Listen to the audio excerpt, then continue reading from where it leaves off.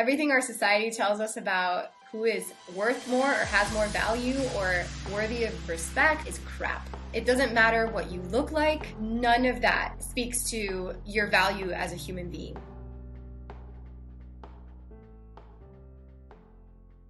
Hi Carolina and Alyssa, thank you so much for being here today. I am so excited to have this conversation and welcome. Thank you. We're excited to be here too. Yeah, thank you both for taking the time to record with us.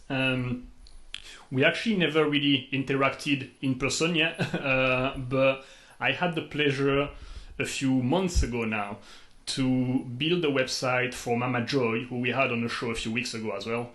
And while I was learning about what Mama Joy was doing, I discovered your organization, Catalyst Miami.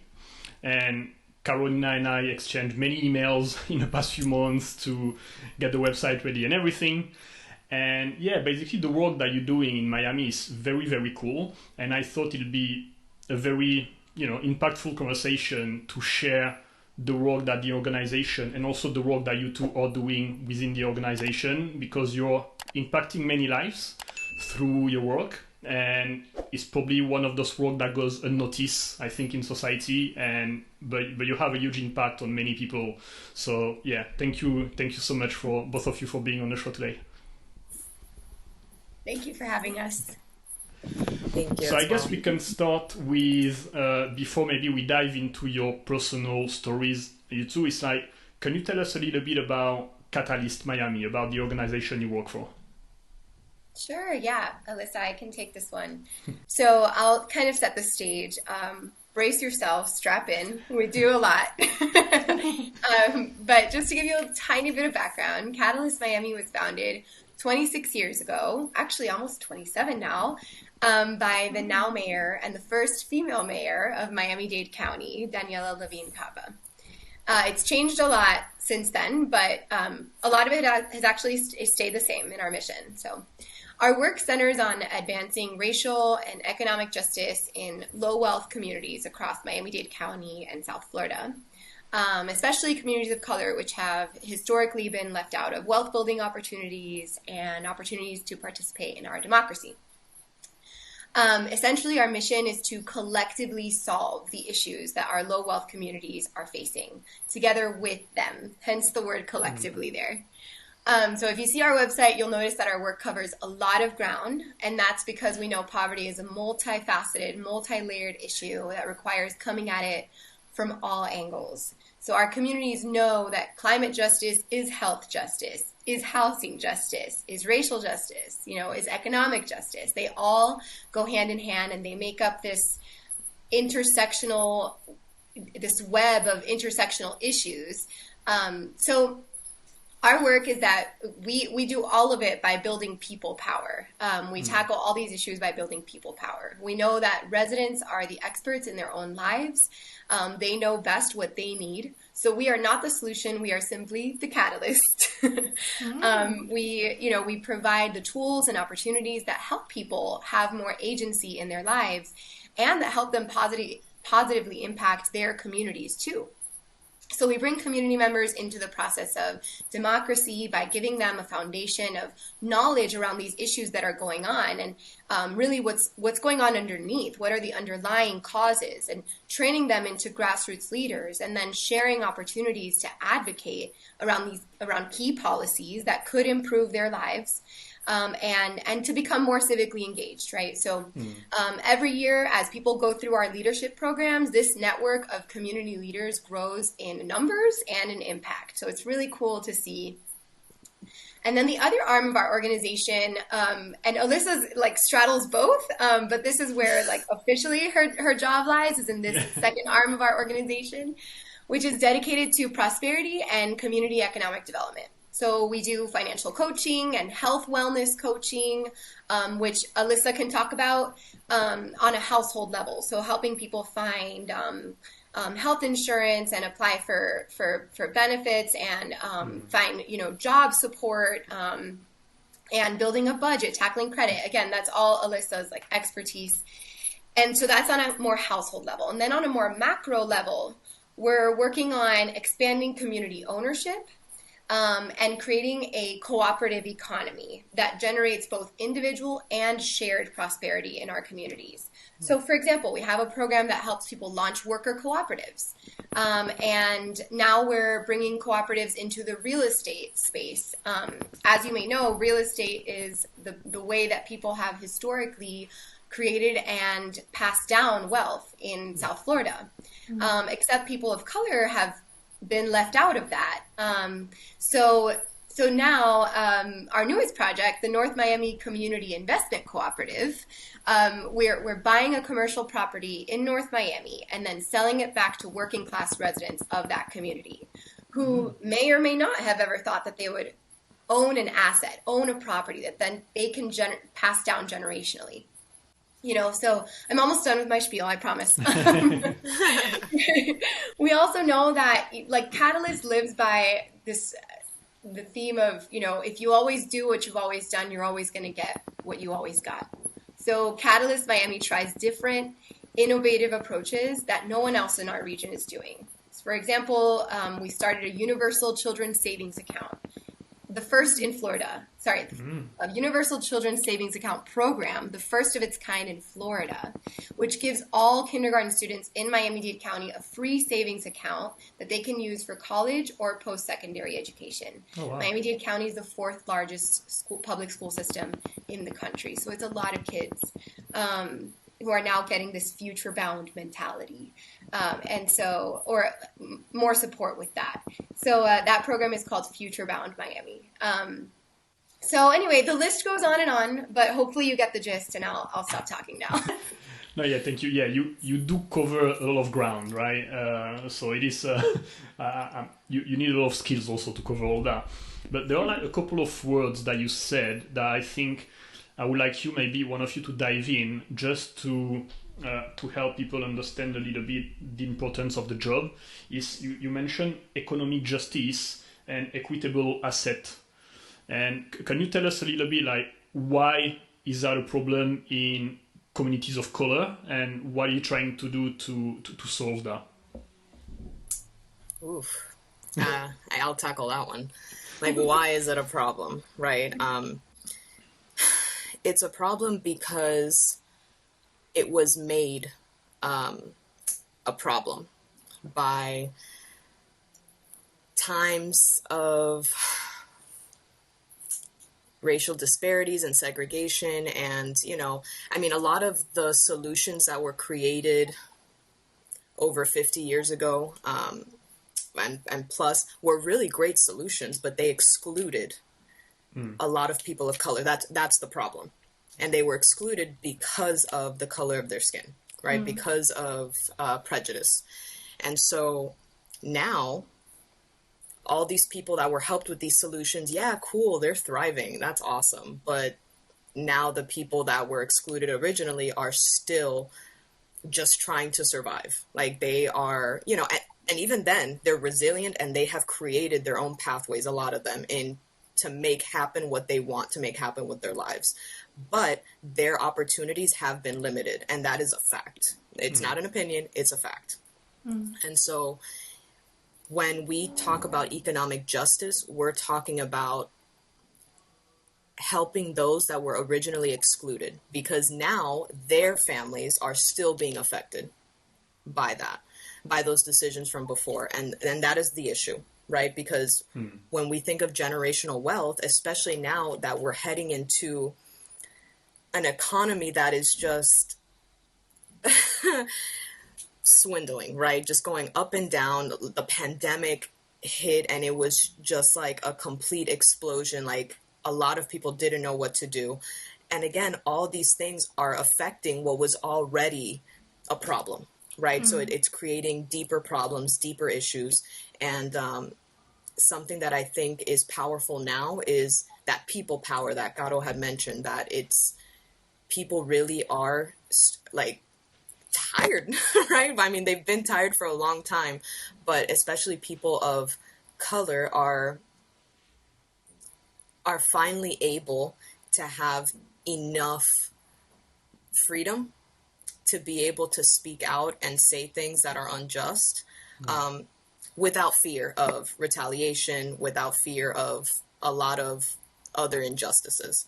So this particular thing of like equitable assets, right, is like, what is equity, right? Meaning that people are given what they need specifically. Not everyone is going to need the same thing, right? So in that equitable asset building is, what did they not have before that somebody else did have, right? So it's about creating the right opportunities, the right pathways to be able to reach for things that they didn't have access to originally, and their families before them as well. Because remember, at the end of the day, that kind of is the driving force for many, right? Yeah. That legacy, that family, like the hope that you will leave something for what you're currently building right now. Yeah. So, yeah.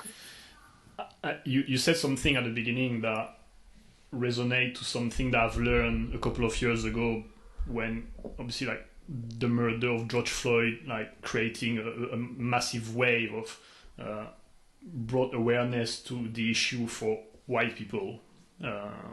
For black people, they already knew, right? But for people like us, that was a trigger to get more educated on a topic. And something that I've realized then that I didn't understand before is, we always say the system is broken. And like you said, it's not. The system was built actually pretty well, but it's just the system was created this way. There's nothing broken here. It was made this way from the ground to privilege white people and to leave black people behind with nothing. And that was something that I think that's a very important notion to have in mind, because there's nothing broken here. It's just the system is built this way and it has to be disrupted basically to fix that, right? There's nothing to fix, nothing broken. Absolutely. Absolutely. Yeah, it would work if everybody had access to it, equal access to it, right? Yeah. But because that has not been the case, then equity comes in, right? And that's the idea of meeting people where they are. It's not that everybody needs the same thing. It's that we're adjusting and tweaking for specific needs to address historic injustices that create present injustices. Exactly. So before we dive into more like the details of the work that you do on a daily basis and stuff like that, there's something that when I was going through your website, I was wondering is that you provide, like you said, so many services to communities. How is Catalyst funded? Like, how do you get your own resources to provide all this help to the communities? Yeah, so we are almost entirely grant funded. Wow. And we do 2 big fundraisers in the year. Okay, can you tell us a little bit about this fundraising that you do then? Yeah, for sure. So we have a signature event that happens in October, and that's inviting all of our donors and community members and community leaders. That's in person later this month. And then we have one in November called Give Miami-Dade. And that is one that anybody can participate in. And it's a 24-hour online fundraising blitz. And it's givemiamidade.org. And anybody can support our work or the work of any other cool organizations down in Miami. That's really cool. That's amazing. November 17th. It's amazing that you managed to run the pretty big operation that you do run through grants and fundraisers. I didn't think that was possible, because to do everything that you do, you need a lot of resources and people, right? So it does require a decent amount of resources to operate. Yeah, and when it comes to the grant funding, that is something that, like, we apply for different grants. Like, as a nonprofit organization, a 501(c), we receive some funding from different, like, banking institutions, for example, because by law, banks do have to give back to the communities. They have to, right? So that is a thing, right? And then on top of that as well, we also just apply for different things. There are other larger organizations like the Miami Foundation that literally give money to different nonprofits. So there's different programming applications that you can apply for to receive certain funds, and then you apply those funds to specific programming, or, you know, we also have a grant from the county itself, Miami-Dade County, you know, so it's a lot that we keep track of, but it's to ensure that the work keeps going, you know? So to be more specific about Give Miami-Dade, the link, if anybody wants to check out that page and donate, is catalystmiami.org/Give Miami-Dade. That's our specific page. Okay. It'll be on the screen, so people just have to click on it and copy and paste. I'll make it easy for everyone. Yeah. Thank you.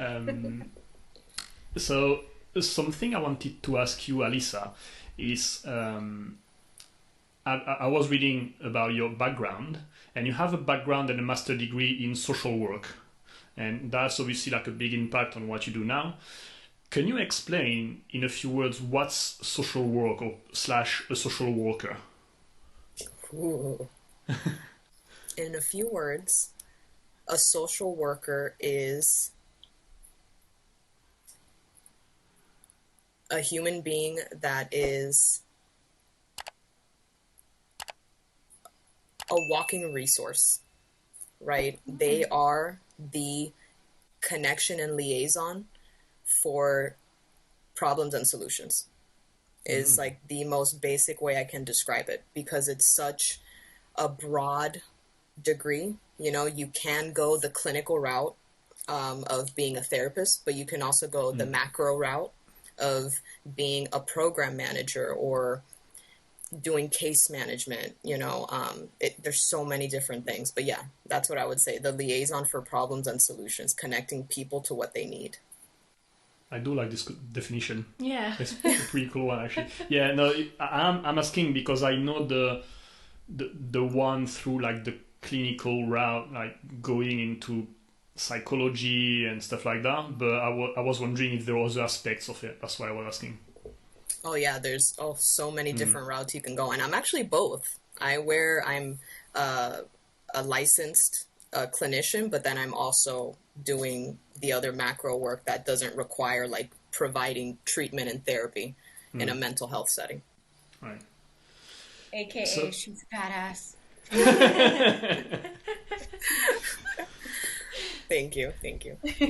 So I love that definition, a walking resource. Yeah, that's a great one. And connecting problems and solution. That is, we need a lot of social worker in the world, I think. Yeah. That's what it feels like. What inspired you to join Catalyst, you two? I mean, I guess I can go first to continue the social work, because I actually discovered Catalyst through my internship program in graduate school while I was getting my master's degree in social work. So upon my first, you have to do 2 different internships. The first one can be kind of anything, and the second one has to be a very rigorous clinical one.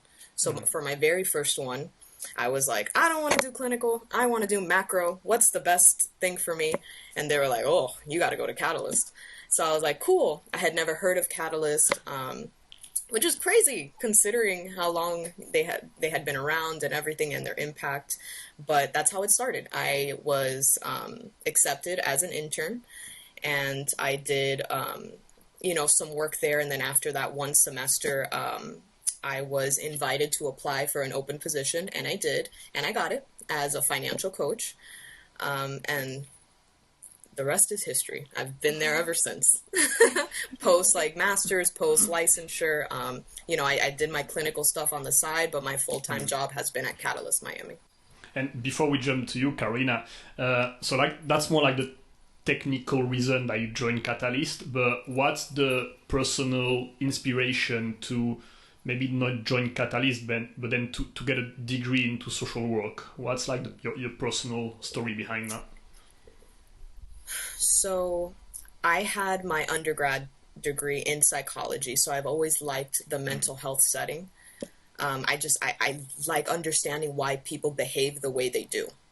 Human behavior is so interesting to me. Like, why do people make decisions, or like what's going on in their brain? So that's always been very interesting to me. But my ultimate goal, is to actually become a judge. And I think judges should have a mental health background because they are literally changing people's lives with the sentencing and the solutions technically that they're providing for people. Yeah. They're deciding people's fates. But if they don't understand human behavior, how can they really determine what is best for somebody? And so, getting my mental health degree first is kind of like the first stepping stone. Not only does it help me transform personally as a person, understanding myself more, the people around me, but then it also helps me just connect me with more people. The more people you interact with, the more trends you get to see among people. And that's what's really important. Like, what are the same things that people are going through? What are the reasons why? And it all adds up. It's all the same thing. It's all related to like the same issues at the end of the day. So yeah, the next step would be like law school and all that fun stuff, and then eventually becoming a judge. So that's like personally why I do social work and why I'm connected to Catalyst and all the work that we do. What about you, Carolina? As for me, before Catalyst Miami, I was in the for-profit world. So that's where I started out my career. I worked for Hallmark. I was a creative writer there. And then I worked at an ad agency in Miami. But all the while, and ever since even like college, I've been using my spare time after work for community work and volunteering and starting different initiatives in whatever city I was in, and just being really involved. And that's always been my passion. It's just that in school they don't tell you do what you're passionate about. They tell you do what you're good at, right? And so. And I think I'm good at writing and communication. I'm the communications director for Catalyst Miami. I love communication. I consider myself a communicator, like at my core. I understand how words and messages have impact. They can start wars. They can save lives. Like they can do so much. And I understand how to reach public audiences.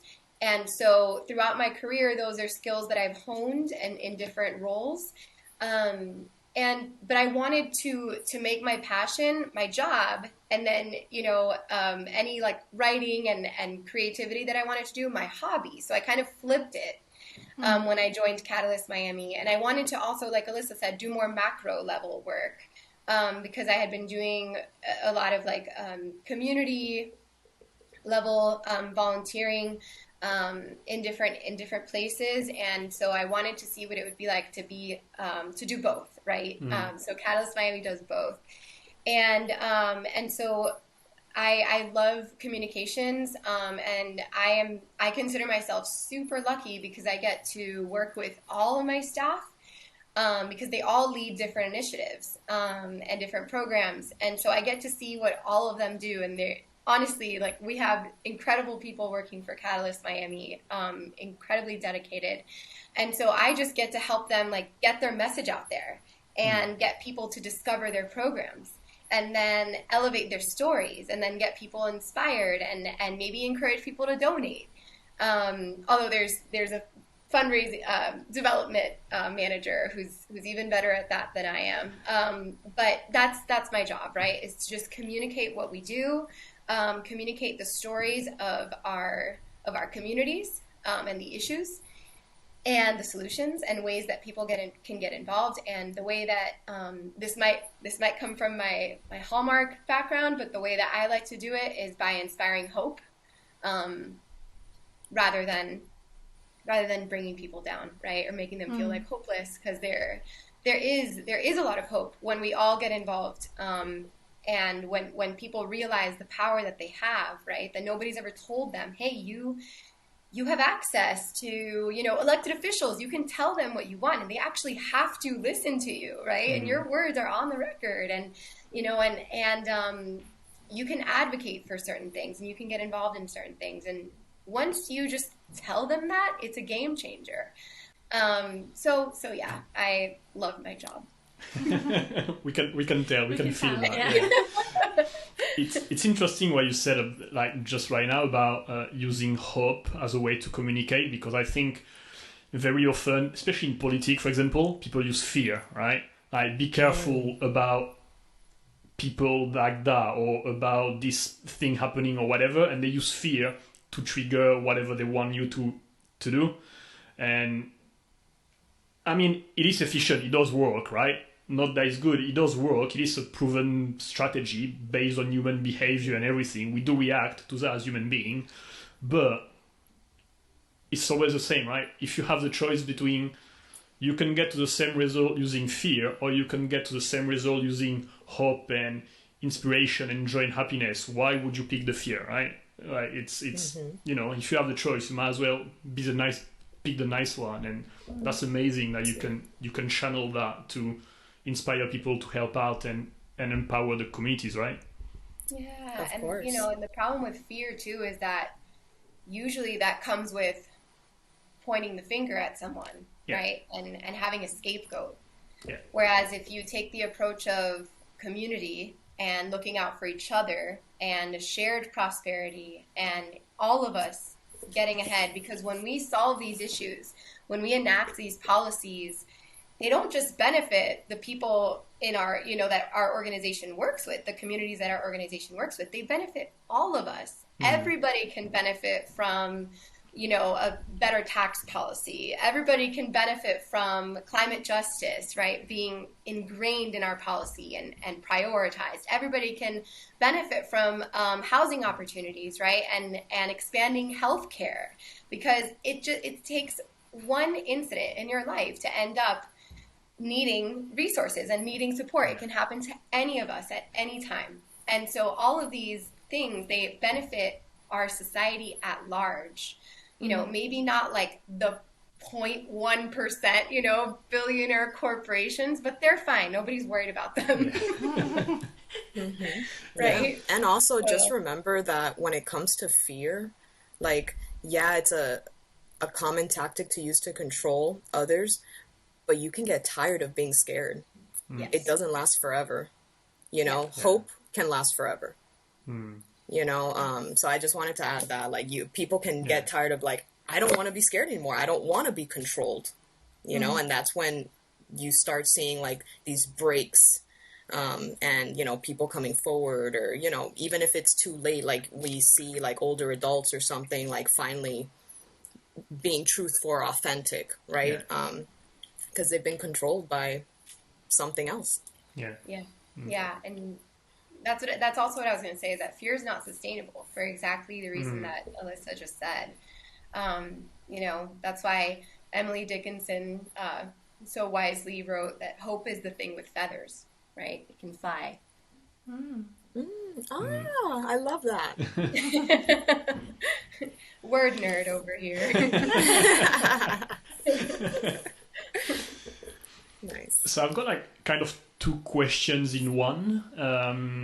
When either individuals or organization in the communities you're helping wants to get help by Catalyst, what's the process like? Do you usually go to the community and pick the right candidate, quote unquote, or do they come to you?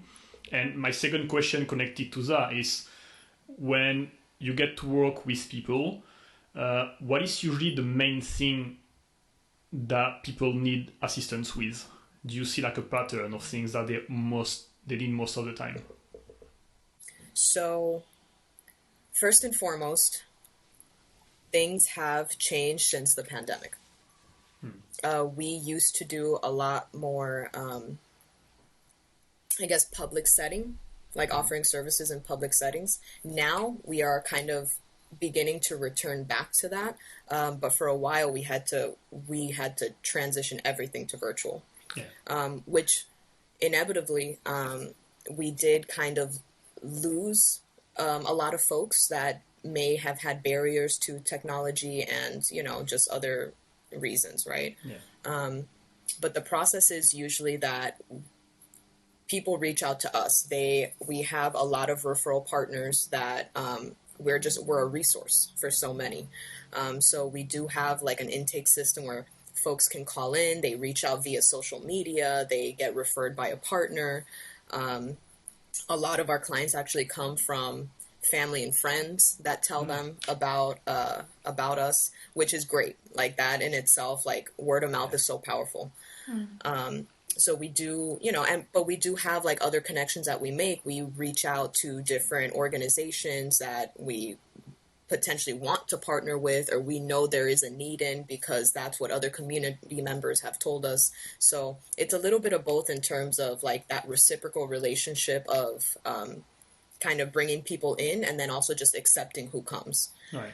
And then to your second question of what do they primarily kind of ask for, it ranges. At one, we do so much, but as a direct service provider, a lot of what we have seen as of late, especially because of the housing crisis now at this point it's the entire country, but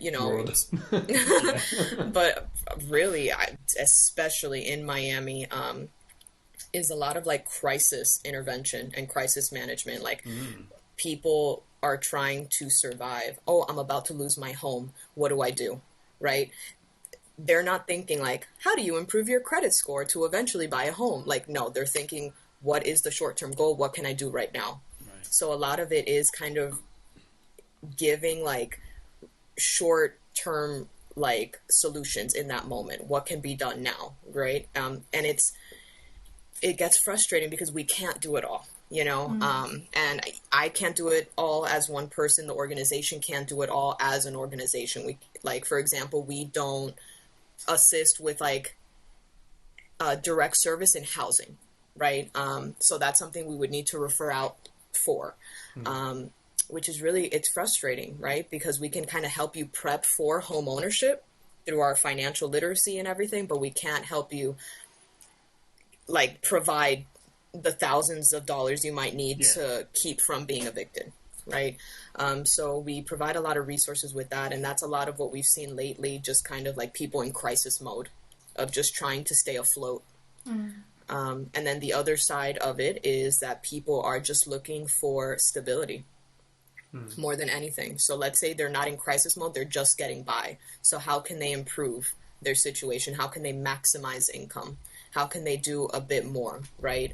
In terms of getting engaged with the community, solving an issue that they didn't realize, oh, I can speak to my elected official. Who is my elected official, right? So I'll pause there because I can keep going forever. No, that's so on point, Alyssa. A lot of what we're trying to do now, because we're actually in the middle of crafting our new strategic plan, which will guide and shape it's like the guidebook posts of our work for the next 3 years.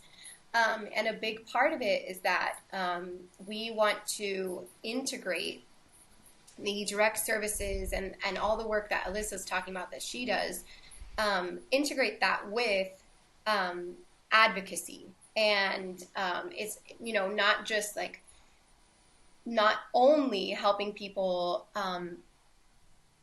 survive where they are, right? But also get involved in, once they do have a grip on whatever situation they're in, then connecting them with opportunities to advocate, to become more civically engaged, because they could improve things for not only their families, but their communities, right? And even our city. And so we've found that when we do extend those opportunities and say, hey, do you want to also learn about this and get involved in this and join this network of grassroots advocates and activists and change makers, they're really excited about it. They're like, yeah, I would love to be a part of what changes this, right? What changes what caused this in the first place. Yeah. And so we're going to be more intentional about that, like officially, with this new strategic plan. And we've been doing it, kind of more informally over the years, but now it's going to be, a major tenet of our work. And I when Alyssa was talking about like the crisis intervention mode, it took me back to 2020, when the pandemic began, and it was like all hands on deck.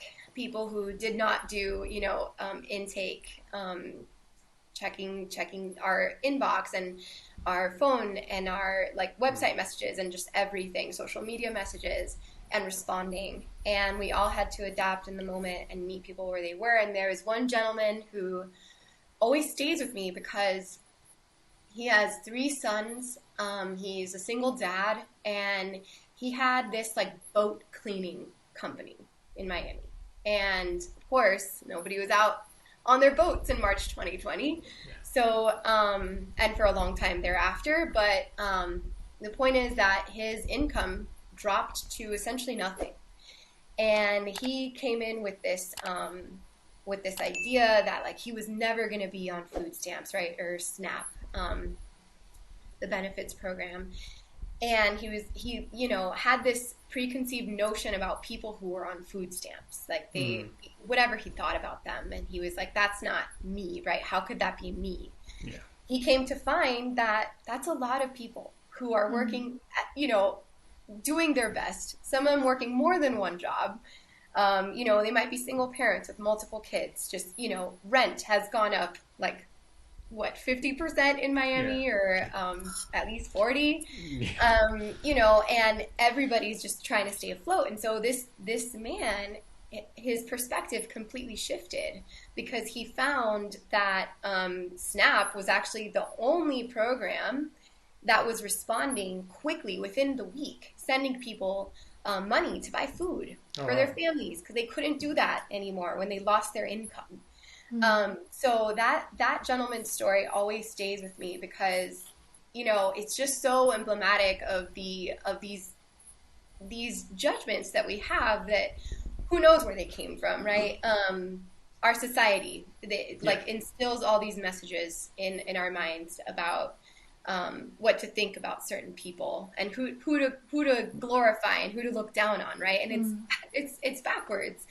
And so this guy always stays with me. And yeah, just we started seeing a lot more clients during 2020, and yeah, our networks have been growing. Our networks of kind of change makers have been growing even more since then, because people are like, yeah, you know what? There's no reason why we have to live in this system that's so fragile that, you know, if something like this happens, we're potentially on the streets, right? Or my kids can't eat. It can't be like that. And there are things that we can do as a community to advance, to create something stronger and better for all of us. And last thing I'll say there is that, I don't know if y'all know, but 50% of households in Miami-Dade County live in what's called liquid asset poverty, which means that if they, for some reason, lost their income for 3 months, if they didn't get a paycheck for 3 months, they would slip into poverty. 3 months. Wow. How long has the pandemic been? Yeah. So that's the situation we're looking at. And yeah, I don't even know, Alyssa, you may know if it's been more than 50% now.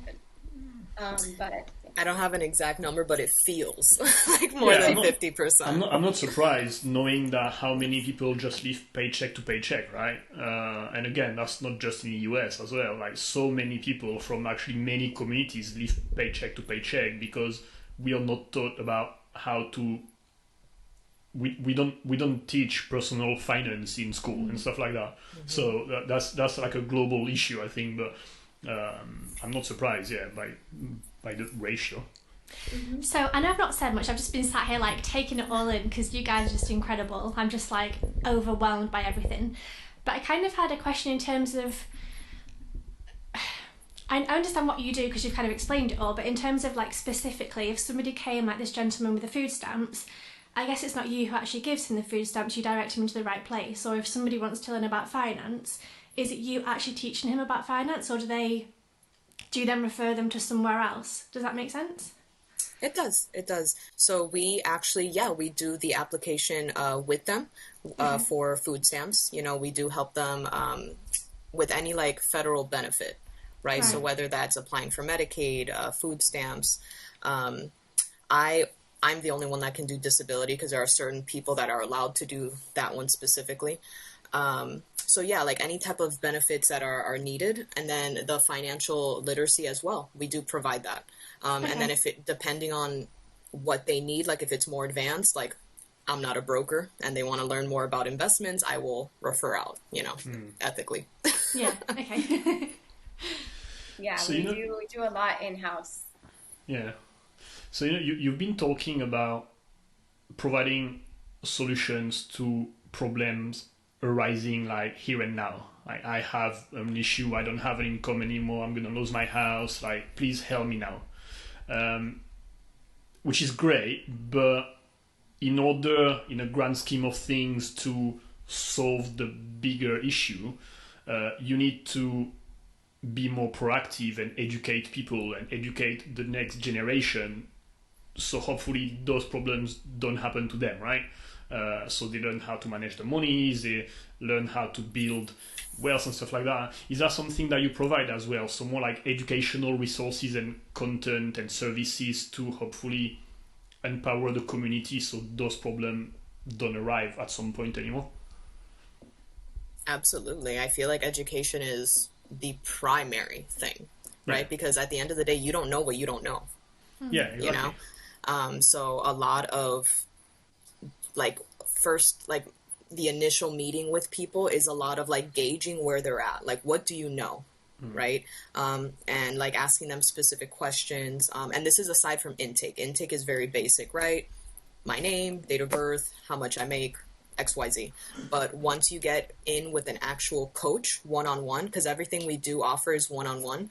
And then we also have some like community presentations for groups and whatnot. But a lot of the financial coaching we do is one-on-one. So it's tailored to the individual. So a lot of that is a conversation of like, so tell me a little bit about your finances. What are your goals? What do you want to accomplish? You know, what has happened to you? To kind of gauge what they need, but also what they've already been through so that there's no repetition, right? Because that's also something that we've discovered. Like once, about our clients specifically, once they get to us, they have been through so many things already. Like, oh, they already referred me here. They didn't help. We did this already. It's almost like extra stressful for us because they're at the final straw, you know? Yeah. So it kind of puts this pressure on us to like be that help. So it can get stressful in that regard. Yeah, the crisis intervention stuff, those situations and scenarios have increased since the pandemic. But correct me if I'm wrong, Alyssa, but I think even before the pandemic, it was more financial literacy, financial coaching, helping with budgeting, tax preparation, which is a super expensive thing to get done professionally. We do it for free. Credit coaching, helping people find healthcare, and then in the last couple of years, it's become a lot more, helping people survive the situation they're in.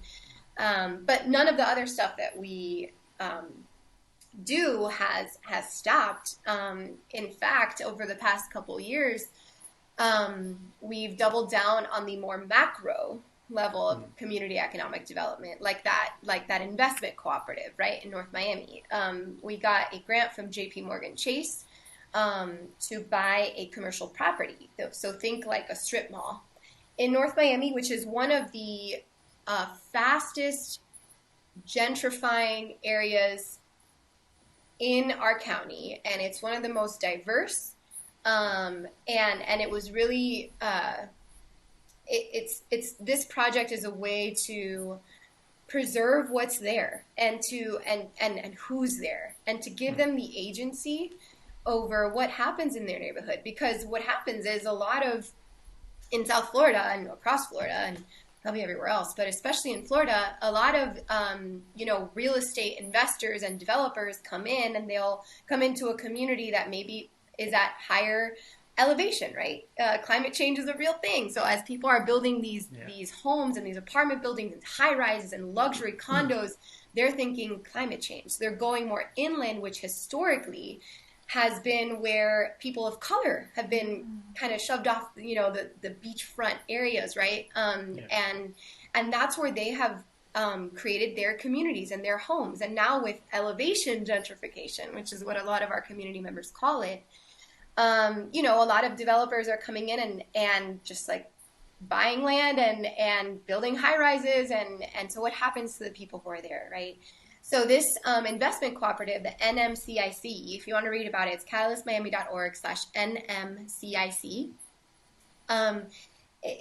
We're going to sell back this property to the working class residents of that community. So they will own that asset. They will own a big part of their community. And that comes with financial education too. What does it mean to own a property, to manage a property, to govern it as a cooperative, right? There's a lot of financial education that comes with that they can then pass down to their families. In addition to the asset that they own, they pass down that knowledge too.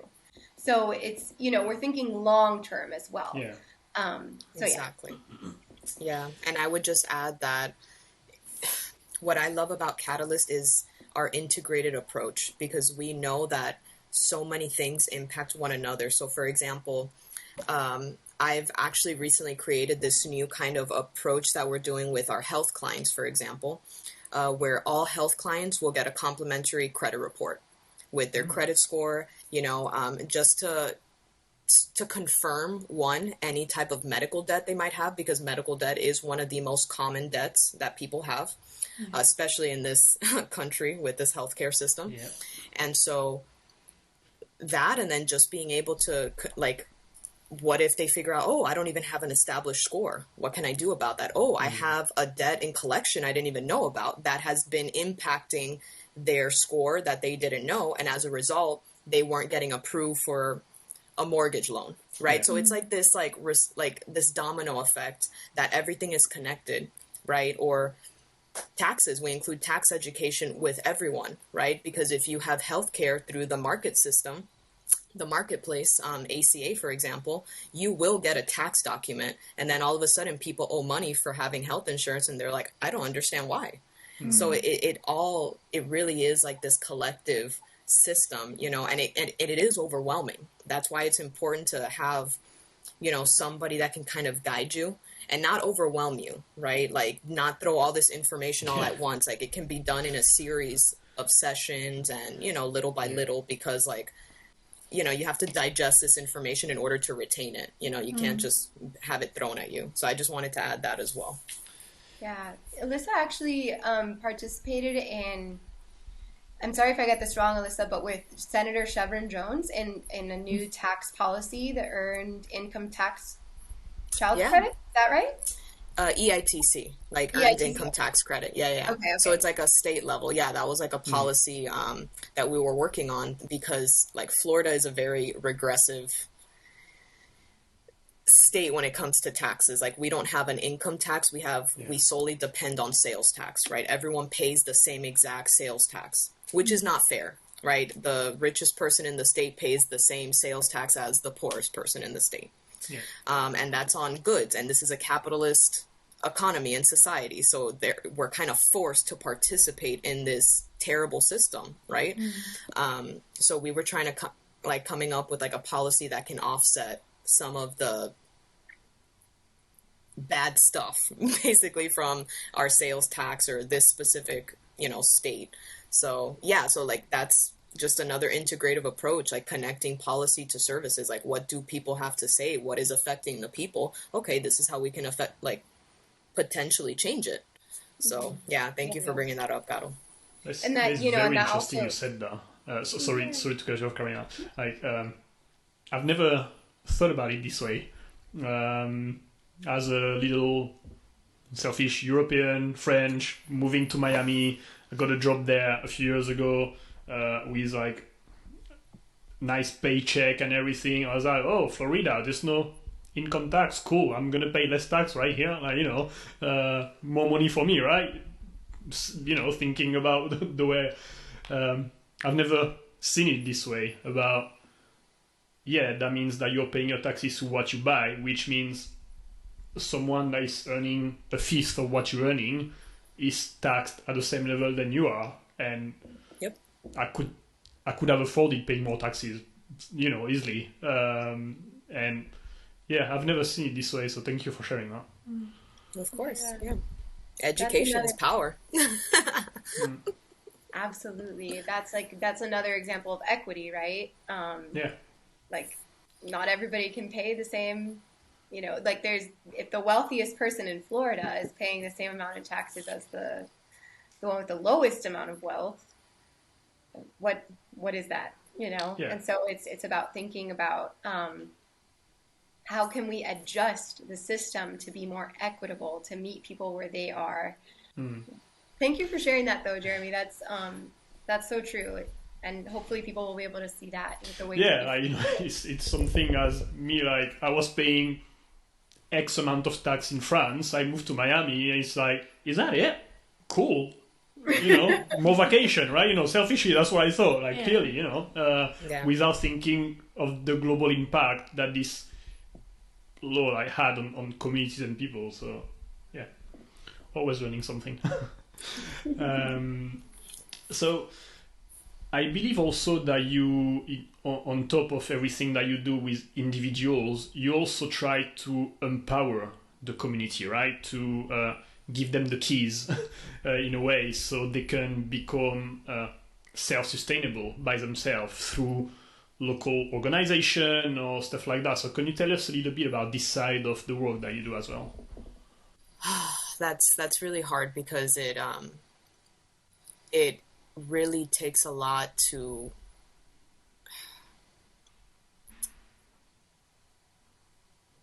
just motivate people that have been just pushed down so much, especially if the majority of their life has just been like, no, but this is the way it is. What do you mean? It is what it is, right? But one of the main things that I, at least personally, try to do, and I think everyone at the organization is really good at, is motivating and boosting people's confidence. Because at the end of the day, that's how you reach a goal, right? You have the confidence because you believe you're going to reach it, and that helps in it, right? And sometimes you're not motivated to reach a goal, but you still have to take action, and then the motivation comes, right? You need to see maybe results before you're motivated. And that's the thing. People think like, oh, I need motivation first. No. Sometimes you just need to do something, initiate, and then that'll come. So that's what we also try to teach people, like, just do it. Initiate and do something. And then that feeling will come, right? And might come. We're not going to be like, yeah, do this, and for sure you'll be happier, I wish. It's not like a light switch. But, essentially that's what we do try to set people up for, we make like action steps, like in the goals, right? Do this action step, right? It's going to lead to this. Then it leads to this. Oh, then all of a sudden you reached your first goal, right? So it's like these small little steps to get to the bigger thing, right? And that's really important. And that, like, at the end of the day, that's what empowerment is. Empowerment to me is more long-term. So you need little things before getting there. And Gato, I see you. You're like ready to like. I love everything that you're saying, Alyssa. I'm like, it energizes me. Sorry, I didn't mean to. Oh no, sorry, because I thought you were gonna say something, but no, that's it. That's what I feel like is the most important thing. Like, whether it's like sometimes it's just a simple conversation with somebody that's having a crappy day, and that one conversation like changed their mood the whole day, and then they went out and went to an event and they met somebody, they got a job. Right? So it's like little things that we don't realize is like this butterfly effect that we're all kind of impacting each other. Yeah, absolutely. That's spot on. And that's also kind of why we make our, that's the idea behind our leadership programs too. We have housing justice leadership training, and that's called HEAL. It's an acronym for a longer thing. And then we have one that's, I'll just say it's Housing, Equity, Advocacy, and Leadership. And then we have one for climate justice that's called CLEAR, and that's Community Leadership on the Environment, Advocacy, and Resilience. And then we have one around health equity or health justice called LIGHT, and that's Leaders in Grassroots Health Transformation. So yeah, we love acronyms here at Catalyst. But the idea is that we make it really easy and really accessible for people to join these programs. And what they do is they learn about the underlying issues, about what's going on locally and beyond, and solutions that they can be a part of in their own ways. So what are like the root causes, and then what are things that we can do now, right? Whether that's like, come with us, in February or March when we go to Tallahassee, to the state capitol, to advocate face-to-face with elected officials, right? We invite all of our leadership participants to take part in those kinds of things. Or if like partaking in action alerts and sharing action alerts, or signing petitions, whatever it may be, if that's easier for them, then great. If they want to start community projects, whether it's like a sustainable garden for the community, whatever it may be, like that's great. We'll give them, we offer grants, mini grants for up to $1,000 for a community project that they can apply for in all of these leadership programs. So we make it really easy for people to just take that step into whatever issue it is that they're most passionate about.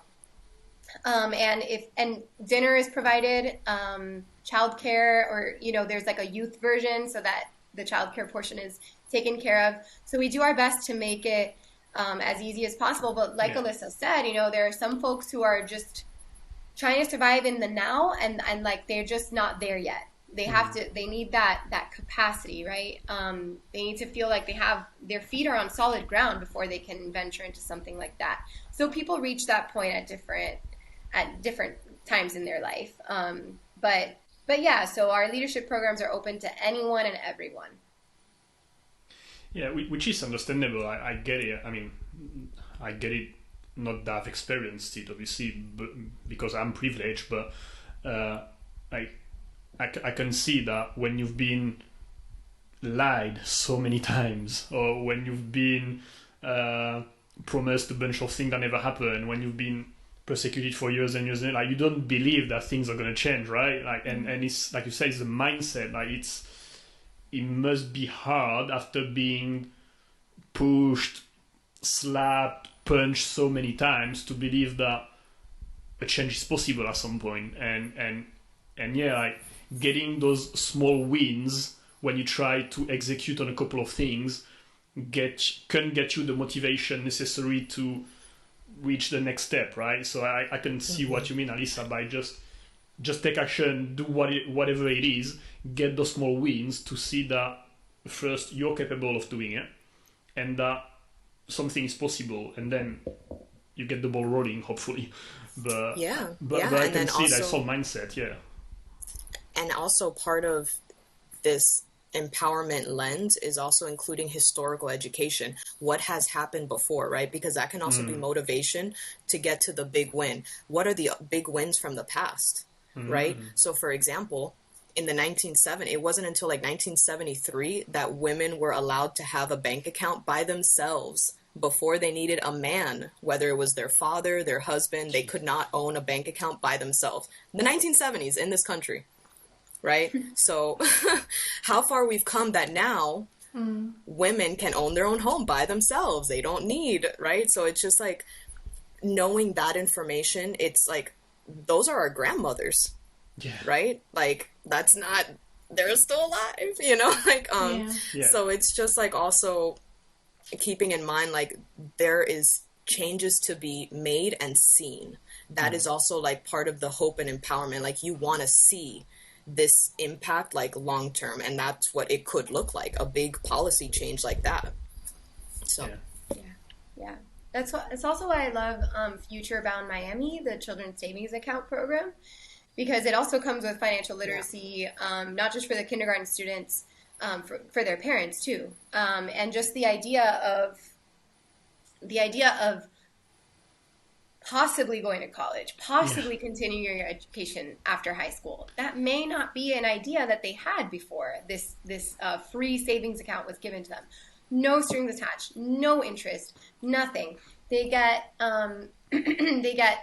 when they activate their account, they get $25 at a minimum to get them just started. They see it right in their account. And if kids are on free and reduced meals, the program free and reduced meals, then they get $50. So, you know, it's these long-term programs. And Future Bound Miami, our CEO saw something she in like 2017, and if she watches this, she's gonna be like, that's not the year. But she went to New York and she saw New York Rises or New York Kids Rise or something like that, and it's a children's savings account program in New York, and she was like, we need that in Miami, we need that in Miami-Dade County and in Florida. So she came back and she talked to like tons of different supporters and funders and people who, you know, threw their dollars and their support behind it. And it took a while, but we made it happen. And it's one of the coolest things, because now we started out with like 30 schools in Miami-Dade County back in 2019. And now it's expanded to, I think next year it's going to be all public schools in Miami-Dade County. Oh, wow. So, thousands. So yeah, it's a game changer. Wow. It is, because suddenly it's an option that was not available for them. Like it never crossed the mind that, oh, my kid might go to college one day. It's just like, it was just like a dream maybe, but like suddenly you're making it a real possibility. Yeah. And that's, yeah. There's also like incentives from throughout the course of their public education, from kindergarten to senior year. You know, there could be some incentives, like if you get perfect attendance that year, you know, you get a little bit more money, or they'll match they'll match it. And this isn't like set in stone yet. These are just like the ideas that we had in mind when we launched this program, and that some of our funders have agreed to participating in. And, you know, or like if you got like really good grades that semester, then you get a little bit more, or a matched donation or something. And so it's these incentives to keep focusing on school and that future bound mentality. Yeah. Mm-hmm. Gamifying everything helps, especially with the new generation. Yeah. So, yes, absolutely. So I've got like, just before we wrap it up, like a question for both of you individually is, obviously, like, since you've been both working for Catalyst, you must have been in contact with so many people, right? And helping out so many people. What is the one thing that you've learned from the people you've been working with, helping with, that impacted you as a person and like made a change in your life? Oof. That's a great question. Can I have like 10 seconds?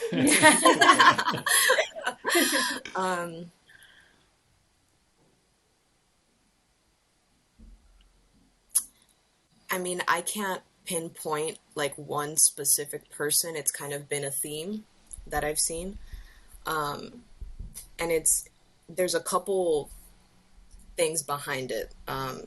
So for me, one of the most powerful things that I have learned in my entire life is that I can't help anyone if I am not okay myself.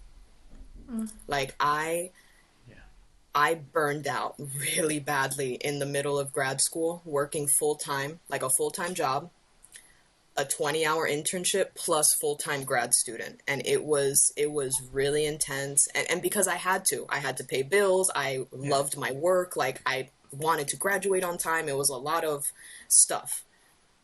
And I just wanted to help so many people. That was the mentality. Like, I just need to help.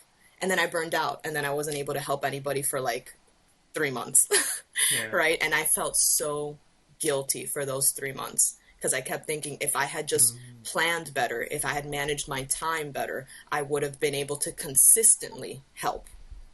And so I think it was such a personal transformation of letting go of this idea of like, there's always going to be somebody to help, unfortunately. Yeah. You know? And so once I really learned the power of self-care and just paying attention to myself, I was also able to model that for others. Like setting boundaries. I think that is one of the most important things. And that's the main theme, like just being able to set boundaries. setting whether that's time boundaries, physical boundaries, boundaries with myself. And this can all be applied to like with clients too. You have to set boundaries with your spending if you're on a budget, right? So it's like just being able to effectively say no, is important. And I think that is a lesson that everybody can learn, and for the better, and improve their lives so that they can do more with their time and what they really care about. So that for me has been the most impactful. I could not agree more. Like our good friend always say, you need to fill your own cup before you can fill other people's cup. And yeah, absolutely. Yeah, absolutely. For me, I've learned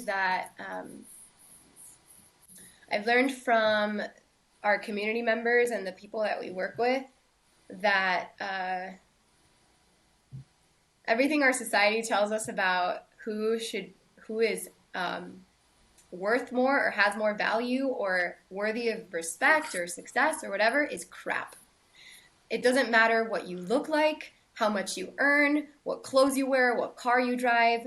None of that speaks to your value as a human being. And in fact, the people who have less, have less materially, have, in my opinion, more to offer from their character, from their heart, and there's a lot to learn from them. There's a lot to learn from them, and what I've learned is that they're smarter than me. They are the experts in their lives. It is a privilege to play any role in their journey to prosperity and self-empowerment. We have a lot to learn from other people who our society may have told us are lower on some rung of some social ladder.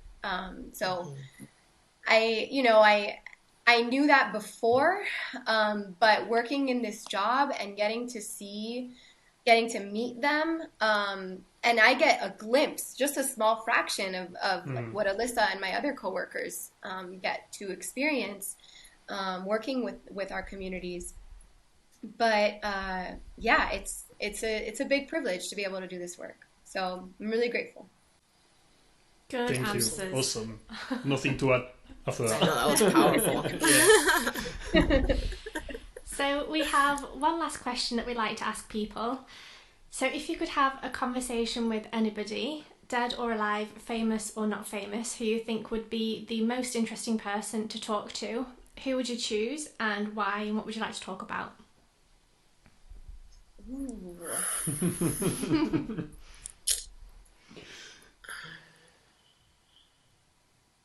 Don't overthink it. First thing coming to your mind. The first thing that came to my mind was Ruth Bader Ginsburg.